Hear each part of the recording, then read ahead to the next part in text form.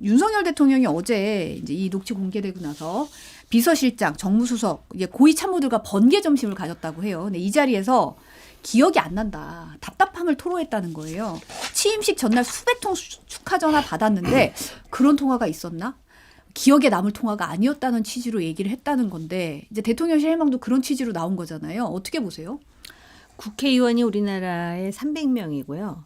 정치를 그렇게 욕하고 조롱하면서도 금배지를 달기 위해서 정말 뭐 사력을 다하는 사람들이 얼마나 많아요. 근데 그런 생사 여탈권을 본인이 행사한 거잖아요. 바로 전날. 축하 인사와는 성격이 다르죠. 그리고 그렇게 해봤자 지금 이게 몇 년 전 얘기예요. 2022년이면은 2년 전 얘기잖아요. 이걸 기억이 안 난다 그러면은 그거보다 더 훨씬 전의 일에 대해서 기억이 나느냐 안 나느냐로 지금 기소돼서 재판받는 정치인 한 사람이 있는데 그거에 대해서 무슨 말을 할 수가 있어요. 제가 중립적으로 얘기하는 거예요. 그리고 이런 정도도 기억이 안 난다면은 과연 그 권력을 수임받은 대통령으로서의 어떤 자질 문제를 또 시비 거는 사람이 없겠습니까? 이런 상황에서 이렇게 한다 그래서 이게 지금 그 통할 수 있는 상황이 아니에요. 근데 대통령실은 지금 이런 얘기를 하면서 오늘 운영위에 나와서 그런 논조로 그런 맥락 속에서 지금 답변을 하는 것 같은데요. 이거는 굉장히 아니한 현실 인식이라고 저는 생각해요.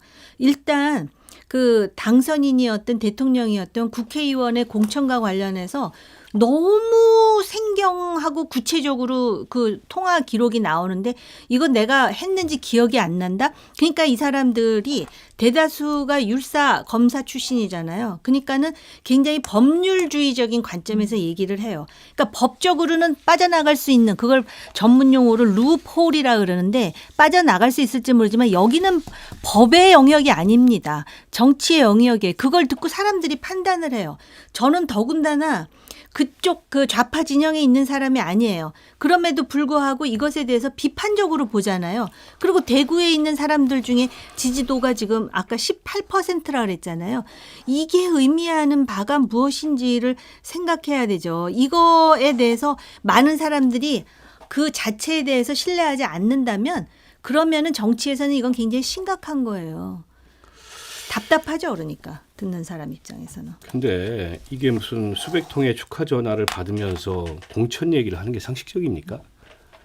그러니까 통화한 사실을 부인하지 못하고 통화 내용을 부인하지 못하니까 기억이 안 난다로 빠져나가려고 하는데 얼마 전에 대통령실의 해명이 경선 때 이제 관계가 끝나고 그 뒤로 만나거나 통화한 사실이 없는 걸로 기억한다 이렇게 얘기를 했어요. 근데 이제 그게 아니라는 게 확인이 됐고 이렇게 해명했다가 앞으로 또 나오면 어떡할 겁니까? 그래서 저는 대통령실이 좀 제발 생각을 하고 이제 국민들한테 해명을 하더라도 해명을 해야 되는데 별 생각이 없는 데다가 아까 이제 그 의원님 얘기하셨듯이 여전히 자기들끼리 정신승리하고 있는 것 같아요. 그러니까 이게 법적으로 문제될 소지가 없을 수 있다. 이를테면 취임 전이기 때문에 그때까지는 아직 공무원이 아니고 공무원 신분이 아닌 상황에서 덕담조로 한 얘기가 이게 무슨 법적인 문제가 있느냐. 근데 그런 법 기술적인 검토 이전에 그조차도 그런 법 기술적인 검토조차도 해석의 여지가 있기 때문에 더 따져봐야 되겠습니다만 정치적으로 이건 어마어마한 파장을 몰고 오는 거예요. 게다가 윤석열 대통령 본인이 그 서울중앙지검장 시절에 박근혜 대통령을 공무원 신분의 선거 개입을 한 것으로 그것도 간접 증거를 가지고서 이 구속하고 실형을 받도록 했잖아요. 그럼 너무나 그걸 잘 아는 거예요. 농담으로도 이런 얘기 하면 안 된다는 거를 잘 알 수밖에 없어요. 그런데다가 저는 더 기가 막힌 게 아니 도대체 명태균이 뭐길래 명태균의 비위를 맞춰주고 명태균을 달래려고 대통령 당선인이 저런 얘기를 합니까? 당에서 뭐 말이 많은데 그래도 내가 김영사 하라 그랬다. 그러면 의심스러운 거죠. 도대체 명태균한테 뭘 받았길래 저렇게까지 명태균이라는 사람한테 대통령이 소위 말해서 설사 공천에 개입 안 했더라도 이른바 이렇게 립서비스까지 해가면서 저런 얘기를 하느냐. 그러니까 도대체 해명이라는 게 앞뒤가 하나도 맞지가 않습니다. 그러니까 결국 이거는 수사를 할 수밖에 없어요. 과연 대통령의 공천 개입이 저기서 그친 거냐 아니면 저기서 더 나간 거냐. 더 나갔을 가능성이 있다는 여러 이제 정황들도 있어요. 그렇게 보면 이거 수사를 해야 되고 근데 현재 검찰이 못 하겠죠. 어떻게 하겠습니까? 특검을 할 수밖에 없는 사안이고 뭐 탄핵 이전에 탄핵 얘기도 사실은 뭐 야당에서 탄핵 거론하는 것보다 여당 내부에서 이건 탄핵 사유가 아니다. 혹은 이게 탄핵 전야 비슷하다. 박근혜 정권 때 그 탄핵 상황에 몰렸던 거와 비슷하다. 이런 얘기가 더 많이 나오고 있어요. 그만큼 본인들도 문제의 심각성을 인식하고 있는 거라면 심각하게 대응을 해야 되죠. 있는 대로 국민들한테 설명하고 사과할 건 사과하고 정리할 건 정리하고. 근데 그거 안 한다면 저는 급기야는 이제 그 지난 박근혜 정권의 운명을 피하기가 어려울 거다 이렇게 봅니다. 정진석 대통령 비서실장이 오늘 국감에 나와서 이제 운영위 국감에 나와서 이 명태균 씨와의 통화는 정치적으로 법적으로 상식적으로 아무 문제가 없는 내용이라고 밝혔습니다. 정진석 실장이 박근혜 대통령 탄핵 그 무렵에 원내대표를 했었는데 나름대로 그 상황을 어떤 식으로든 해결하려고 하다가 좀 소외된 적이 있었거든요. 근데 어찌됐든 대통령은 그 당시에 탄핵되고 말았잖아요. 그런데 이 사람이 지금 비서실장을 하면서 과연 그 중견 정치인 출신답게 비서실장으로서 대통령한테 쓴소리를 했는가에 대해서 의구심이 상당히 많이 들을 뿐더러 오늘 보니까 법적으로 정치적으로 문제가 없다 그러는데 아마 법적으로는 그 당선인이라는 하루 상간으로 대통령이 아니었고 그 다음 날부터 대통령이었으니까 당선인이라는 그런 법적으로는 아마 그게 뭐 피해질 수 있을지 모르겠지만 정치적으로도 별일이 아니다라고 얘기했다가 아까도 제가 경고했듯이 더 큰 이제 사안이 나오면 그때 이제 어떻게 대응할 거냐라는 생각이 들고요. 지금 대통령실에서 정말 대통령에 대한 그런 어떤 그 뭐라 그럴까 애정이 있다면 과연 이렇게 나올 것인가. 오히려 지금 자기 살 길을 슬슬 모색하는 게 아닌가 저는 솔직히 그런 생각 들어요. 왜냐하면 여기서 보수 정당 그리고 보수 정당이 만든 이 그 정권을 어떻게 해서든지 과거와 같은 상황으로 내몰진 않겠다라는 책임 의식이 있다면 이렇게 무사 안일 같이 일단 오늘은 좀 운영위원회만 피해보자는 식의 이런 답변을 할 수 있을까 비판하지 않을 수가 없다라는 것이죠. 물론 이제 어떻게 보면은 그 윤 정부 내내 상당히 따뜻한 정치 활동을 했고 또 곁불도 셌고 뭐 이렇게 여러 가지 인간적인 그런 그게 있을지 모르지만 정말로 제대로 된 정치인들이라면은 특히 중진 정치인들 말입니다. 중진 정치인들부터 이 당을 그러면 어떻게 살릴 것이며 우선 본인이 이 생각부터 해야 돼요. 그 박근혜 대통령 탄핵할 때 나는 누구였으면 무엇을 하고 있었지? 여기서부터 성찰을 해가지고 그러면 이번에는 기억하지 않는 역사는 되풀이된다 그러는데 지금 되풀이할 참이에요? 되풀이하면 안 되는 거잖아요. 몰라요. 저는 그렇게 생각해요. 이게 되풀이돼서는 안 된다고 생각해요. 보수 정당을 위해서뿐만 아니라 한국의 정치 발전이라는 관점에서도 그렇거든요. 그래서 정진석 실장처럼 말하면 안 되는 거죠, 원래는.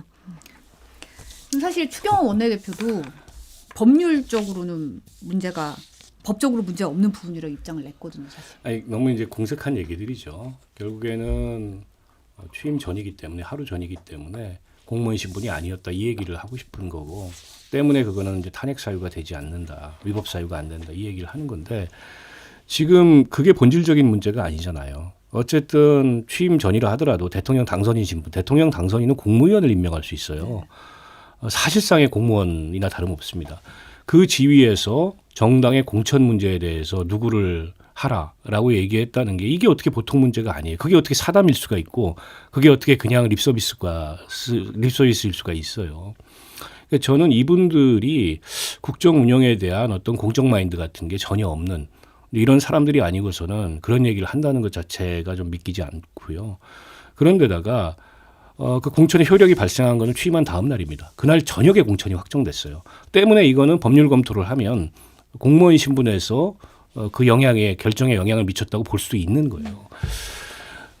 그런데다가 지금 아마 이런 얘기들을 하는 거는 자기들 나름의 이제 믿는 구석은 대통령이 갖고 있는 거부권 그리고 대통령이 갖고 있는 검찰권 두 개를 믿는 것 같은데 그 둘 다가 영원할까요? 대통령 거부권 저는 무너지는 건 시간 문제라고 봅니다. 이제 국민의힘의 의원들이 얼마나 이게 고민되고 갈등되겠어요. 이대로 같이 침몰할 건지 또 2016년에 그 탄핵에 그런 상황을 반복할 건지 그렇지 않으려면 저는 김건희 특검법이라도 통과시켜야 된다. 이제 이런 의견이 나올 수도 있고 그런 마음을 먹는 의원들이 생길 수도 있고 이거 오래 못 간다고 봐요. 검찰권이라고 오래 갈 수 있을까요? 그러니까 대한민국이 정치검찰의 역사는 정권이 무너지면 제일 먼저 거기에다가 칼을 들이대는 게 검찰의 역사였어요. 윤석열이라는 사람이 그렇게 했지 않습니까? 박근혜 정권 시절에. 때문에 그런 무슨 검찰권 거부권 믿고 지금도 지지율이 이제 20%도 무너졌는데 그야말로 용산 대통령실 앞에만 바리케이트를 치고 버티면 된다라고 하는 거는 정말 어리석은 일이죠. 그러느니 전 차라리 하야하시라. 차라리 여기서 자진 사퇴하고 본인이 이제 능력도 없고 또 이 여러 가지 그런 문제들로 인해서 국정 운영을 할 만한 감당할 수 있는 그런 상황이 안 된다면 물러나는 게 피해를 최소화하는 거다. 그렇게 생각합니다. 일각에서 임기단축 개헌도 나오는데 그럼 대통령이 물러날 결심을 해야 임기단축 개헌이 가능한 거 아니겠어요? 차라리 그런 방식으로라도 더 이상 상황이 악화되지 않도록 더 우리 헌정 질서가 이 엉망진창이 되지 않도록 결단을 해야 될 시점이다. 이렇게 생각합니다. 아니 의원님은 아무래도 그 진영도 다르고 또 이제 합리적인 관점에서 그렇게 말씀하실 수 있지만 저는 그거는 안 된다고 생각해요. 어찌됐든 간에 한국 현대사에서 뭐 본인이 자업자득으로 초래를 했던 어찌됐든 간에 소위 우파 진영의 대통령들이 거의 오물을 뒤집어 쓰고 끝나는 상황이 지금 계속 반복된다는 것이죠. 그럼 이런 상황에서 과연 대안을 말씀해 주신 거니까 일종의 그 대안에 대해서 저도 그 국민의 한 사람으로서 보수 지지자의 한 사람으로서 고민해 봤어요. 네. 고민해 봤는데 지금 저 국민의힘과 정권이 어떻게 할 거라는 건 알아요. 저 한 가지 사건이 오면 그거에 대해서 거의 그 대증요법으로 하나씩 하다가 하고 밀리다가 그냥 완전히 자빠질 거예요. 늘 그래 왔어요. 근데 그런 상황을 되풀이하지 않으려면은 방법은 이런 거예요. 대통령이 시정연설에 나와서 개헌 이게 마치 또 지금 그 박근혜 대통령과 또 그 데자뷰를 보는 것 같은데 그때와 다른 건 뭐냐면은 임기 단축 내가 받겠다고 먼저 하시는 게 맞아요. 선제적으로. 이거 개인 생각이에요. 네. 예방적 선제가 돼야 된다는 거죠. 근데 지금 야권에서는 무슨 얘기를 하냐면은 지금 야당은요. 탄핵을 생각하고 있어요. 그리고 쇠빙선 운운하면서 조국혁신당이 조국이 앞에 서 있는 상황이거든요. 근데 시정연설에서 좋다. 내가 이 명태균과 관련해서는 통렬한 그 반성과 비판을 받아들이지 않을 수 없다 하면서 그 하되 뭐야 내년까지 하고선 무슨 뭐 정리하자 이건 말이 안 되는 것이 개헌을 하게 되면 4년 중임제가 됐던 또는 내각 책임제가 됐던 또는 뭐 이원 집정부제가 됐든 이건 짝수로 나가는 게 맞아요. 그러니까는 그 지방자치단체 지방선거가 있는데 그것을 데드라인으로 해갖고 개헌하라. 나 이거 받겠다라고 하면서 본인 스스로가 탈당하겠다고 해야 돼요. 그리고 이거를 야당의 압박에 의해서 하는 것이 아니라 국민의힘의 한동훈 대표와 추경호 원내대표가 당을 사랑하고 보수 정치를 되살린다라는 그러한 어떤 그 아픈 마음으로 이거를 결단을 내린 그런 형식을 취하는 것. 그러면서 재건의 시간과 기회를 갖는 것 외에는 대안이 있을까? 그런 고민을 제가 개인적으로 해봤어요. 네. 근데 사실은 지금 친윤계랑 친한계가 온도차가 좀 느껴지는데 친윤계 강명구 의원 같은 경우는 오늘 아침 인터뷰에서도 윤석열 대통령이 박절하지 못하신 분이다 보니까 박하게 거절을 못하는 성격이다. 지금 좋은 의미로 말씀하신 사적인 얘기인데 사적으로 전화 받는 게 큰 문제가 있는 것처럼 지금 온 나라가 난리를 친다고 했어요. 근데 사실은 이제 한동훈 대표 같은 경우는 어제 기자들이 어떻게 생각하냐 물어봤는데 말을 안 했거든요. 침묵하고 그냥 자리를 그냥 떠났거든요. 친한계 같은 경우는 지금 의원님 말씀대로 뭐가 더 나올 줄 알고 여기 지금 뭐라고 말을 못 하겠다 이런 입장이더라고요.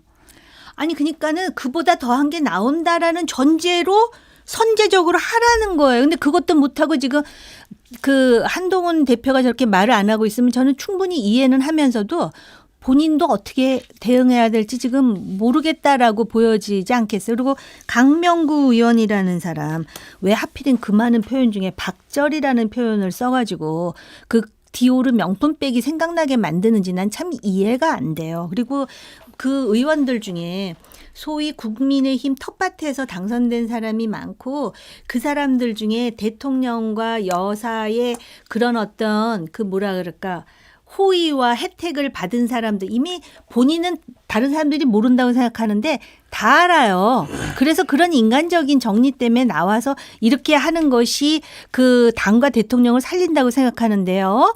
보수 정당은요. 윤석열의 당이 아니에요. 진보 민주당이 이재명의 당이 아닌데 이재명 중심으로 돌아가는 것에 대해서 우리가 비판하잖아요. 마찬가지로 윤석열 대통령을 보호할 것인가 보수 정당을 위해서 뭔가를 할 것인가에 대해서 좀 대승적인 사고를 가져야 되는데요. 마치 또 이렇게 하는 게 자기가 주군에게 충성을 다하는 것 같이 생각되는데 아니 겪어보고도 이거를 지금 몇 년이야. 2016년이면 10년도 안 됐는데 이걸 또 한 번 하겠다라는 거. 한 번 당하면은 그 당하게 한 사람이 잘못이 되지만 두 번 당하면 당한 자가 바보인 거예요. 그러니까 전 차라리 국민의힘 의원들이 할 말이 없으면 아무 말을 안 하고 있는 게 낫다고 봐요. 저런 게 이제 국민들을 더 화나게 만드는 언사라고 보고 윤석열 대통령은 굉장히 박절한 사람입니다. 그 선거운동 하다가 김종인 당시에 선대위원장 내쳤죠. 그리고 이준석 대표 그렇게 내쳤죠. 그리고 나서 김기현 대표 강서 재보궐선거 책임 물어서 본인이 올려놨다가 본인이 내쳤죠. 한동훈 대표 김건희 여사 문제하고 이게 김건희 여사 문제에 대해서 의견이 다르다고 비대위원장 되자마자 그만두라고 그러고 얼마 전에 우리가 뭐 1대1 회담도 봤지만은 1대1도 아니었지만 박절한 사람이에요. 근데 뭘 박절하지 못해가지고 명태균 같은 사람이 뭐길래 그 전화해도 되고 명태균한테 립서비스를 하고 그랬다는 겁니까? 말이 안 되는 얘기를 하는 거고요. 저런 게 국민들 화 더 돋구니까 특히 대통령실 출신 이 강명구 의원처럼 이런 분들 그냥 입 다물고 계시는 게 좋다고 보고 한동훈 대표 굉장히 고민스러울 거예요. 그러니까 해법이 잘 안 보이는데 이제 더 불안한 거는 뭐가 더 나올지 모르는 게 더 불안한 거죠. 그래서 섣불리 해법을 내놨다가 그게 그냥 아무것도 아닌 게 돼버릴 수도 있어요. 순간에. 그러니까 한동훈 대표가 대통령하고 막 각을 세우면서 특별감찰관을 관철하겠다.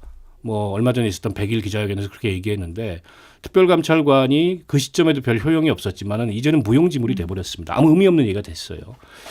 이 상황에서 그러면 어떻게 해야 될까 굉장히 고민스러울 텐데 제가 어쨌든 한동훈 대표께 드리고 싶은 말씀은 어쨌든 지금 국민들이 이 상황을 어떻게 받아들이고 어떻게 인식하고 있는지가 제일 중요한 문제다. 그리고 그런 어떤 국민들의 국민들이 갖고 있는 의구심이나 의혹 앞에서 투명하고 솔직해야 된다. 대통령실이 투명하고 솔직하지 못하다면 그건 이제는 뭐 거리를 둘 수밖에 없고 차별화할 수밖에 없고 대통령과 따로 갈 수밖에 없는 그런 상황에 직면하지 않았나 싶습니다. 지금 사실은 이제 의원님도 말씀하셨지만 노정명 원내대변인도 오늘 아침 시선 집중해서 이런 얘기했어요. 우리가 이 녹음 파일에 대해서 아직 3분의 1도 못 들어본 것 같다. 그러니까 뭐가 나올지 지금 민주당 내에서도 아직 파악이 다 안 끝났다는 취지로 얘기를 했거든요. 사실 어제 노정명 의원이랑 김상호 전 당대표 공보특보당장 그 텔레그램 대화가 언론에 포착이 됐는데 거기 보면 뭐 이준석 명태균 대화 파일, 뭐 명태균 전국전 뭐 이런 식으로 이렇게 좀 이런 일면이 나왔어요. 그러면 이게 사실 뭐 CBS 보도 따르면 이제 명 씨 관련한 요 관계자는 명 씨가 윤 대통령 부부와 통화한 녹취가 50개 정도 있고 대통령의 공천 개입 암시한 내용은 적어도 2개 이상이라고 했다는 거예요. 그러니까 이게 사실 까면 뭐가 더 나올 줄 모르는 상황이거든요. 이렇게 보면 사실 전국이 어떻게 흘러갈지 지금 예측하기가 상당히 어려운 상황이기도 해요. 그래서 제가 지금 말씀드리는 건 더 나올 것이라는 전제를 말씀드리는 거예요. 여기서 더 이상 나올 게 없다면은 뭐 임시 방편으로 해서 어떻게 막을 수 있을지 모르겠지만 저는 더 나온다고 봐요. 그런데다가 지금 뭐 그 노정면 의원이 그런 얘기를 하는데 그럼에도 불구하고 물론 이제 이 상황이 다 반영되진 않았지만 국민의힘과 민주당의 지지율이 지금 타이 기록이 나온 거잖아요. 32%라고. 이거는 보수 지지자들이 당에 대한 지지를 아직 덮은 상황은 아니라고 볼 수도 있는 측면이에요. 왜냐하면은 민주당도 지금 반사 이익을 오롯이 못 갖고 가는 이유가 뭐겠어요. 그 전에 여사 문제가 그렇게 많이 나왔음에도 불구하고. 그 다음에 이제 그 텔레그램으로 잠시 보여준 거에 이준석, 명태균, 녹취록. 이준석 의원도 뭔가 관계가 있다라는 건 지금 뭐 모든 사람들이 인지하고 있는 상황 아니에요? 이런 상황에서 지금 뭐 특별감찰관이 사실은 지금 물 건너간 상황이 됐다라고 말씀하셨는데 그렇죠. 그리고 애초에 특별감찰관 얘기 나올 때도 이거 자체가 이렇게 큰 이슈가 아닌데 왜 키우느냐라는 얘기도 있었지만 사실은 그때 그 한동훈 대표가 뭔가 이렇게 자기를 던지면서 당을 살리겠다라는 이미지 구축을 좀 사전에 해놨었으면은 좋았을 텐데라는 아쉬움이 있는 건 사실이에요. 그래서 일각에서는 왜 그럼 특별감찰관 그거 관철시킨다면서 자기 직을 못 거느냐 그랬는데 지금 생각해 보니까 비록 특별감찰관은 물 건너갔지만 특별감찰관과 관련해서 이 정도로 심각하다 내 직을 걸겠다 의총하겠다라고 해놨었으면 지금 이미 그 이슈는 명태균 녹취록으로 바뀌었잖아요. 뭐 지나간 얘기를 이렇게 자꾸 할 필요는 없지만 그래서 한동훈 대표에 대해서 조금 아쉬운 거는요. 지금 자신의 뭐 대선 가도 이거보다도 당을 위해서 던져야 돼요. 누구든지 보면 정치인 중에 던지는 사람은 살아남았어요. 그 던져가지고 그러니까 던진다는 게 여러 가지가 의미가 있는데 어떤 의미로든 그 살아남더라고요. 그런 차원에서 이제는 한동훈 대표가 당을 위해서 자기를 좀 던져보세요. 던진 적은 없잖아요. 절벽에서 뛰어내릴 각오를 한번 던져보라고 말하고 싶어요. 근데 이제 선택지가 많지는 않습니다. 객관적으로 봐도 결국에는 특검을 수용하지 않을 수 없는 이런 상황에 내몰렸다고 보고요. 그러나 이제 그 한동훈 대표가 주도적으로 어쨌든 결정권을 가지고 이건 우리가 특검 수용하지 않을 수 없는 사안이다. 특검 수용할 수밖에 없다. 대신에 본인들이 생각하는 특검 대안, 뭐 민주당에서 제출한 법안이 독수 조항이 있다고 하니까 이렇게 하자. 그게 아니면 자칫하면은 그런 주도적으로 정리를 못한 상황에서 당내 이탈표로 인해서 거부권이 무력화되면 최악이 돼요. 그때는 그거는 한동훈 대표조차도 당의 통제권을 잃는 거거든요. 근데 이미 이 사태가 여기까지 번졌으면 특별감찰관은 뭐 이 이전에도 효용성이 없었던 거고 특검을 통한 수사 그리고 그 수사를 통한 진상규명 아니고서는 불가능합니다. 그리고 그걸 했던 사람들이 윤석열 대통령 그리고 한동훈 대표예요. 그러면 최소한 한동훈 대표, 윤석열 대통령은 이미 뭐 그렇다 치고 한동훈 대표가 앞으로 정치인으로서 뭔가 큰 꿈을 꾼다면 국민들이 보기에 그 납득 가능한 그러니까 내로남불 하지 않는 그런 일관성이 있어야 될 거 아닙니까? 그게 살아있는 권력이든 뭐 지난 권력이든 그런 점에 비추어 봤을 때 아까 이제 의원님께서는 뭐 자기를 던진다 이런 표현을 하셨는데 저는 그 자기를 던진다가 뭐 여기서 그만둔다 이런 차원이 아니라 그렇죠. 정말 이제 역사적인 어떤 그 관점을 가지고 이 상황에 대한 해법을 내놔야 된다. 특검을 수용하는 것밖에 없다 이렇게 생각합니다. 근데 제가 좀 갑자기 생각이 안 나서 그런데 대통령은 재임 중에 형사상 소추가 안 되잖아요. 네. 그러면은 특검을 하더라도 예를 들어서 뭐 극단적인 상황으로 대통령직을 그만두지 않는 한 형사상 소추는 안 되는 거죠. 임기 이후에 기소하는 거죠. 그렇죠. 네, 혐의가 나오면. 그래서 제가 아까 그 말씀까지 드린 거예요. 그러니까 대통령이 할 일이 있고 한동훈 대표가 할 일이 있어요. 보수 정당을 살리기 위해서. 근데 아까 의원님도 사실은 이제 임기 2년 단축 개헌 얘기 선제적으로 해야 된다고 하셨는데 사실 범야권에서도 이거 추진해서 이제 연대 결성했거든요. 근데 사실 대통령이 이걸 받을까요? 아니요. 임기 2년이 아니죠. 저는 2026년까지를 얘기했으니까 지방선거. 그러니까 대통령이 수용해야 사실은 가능한 건데 지금 이대로 그 계속 여론이 악화돼 가지고 급기야 이제 한 자릿수 밑으로 내려가서 통치력을 완전히 상실한다. 그 상황에서는 이제 결단해야죠. 결단에 내몰릴 수밖에 없는 게 그게 아니면 탄핵이니까. 그러니까 탄핵보다는 낫지 않습니까? 그게 윤 대통령 입장에서도 낫고 우리 헌정 체제를 위해서도 나아요. 탄핵보다는. 그런 면에서 저는 윤 대통령뿐만 아니라 여권 전체가 심사숙고해봐야 된다 이렇게 생각합니다. 네.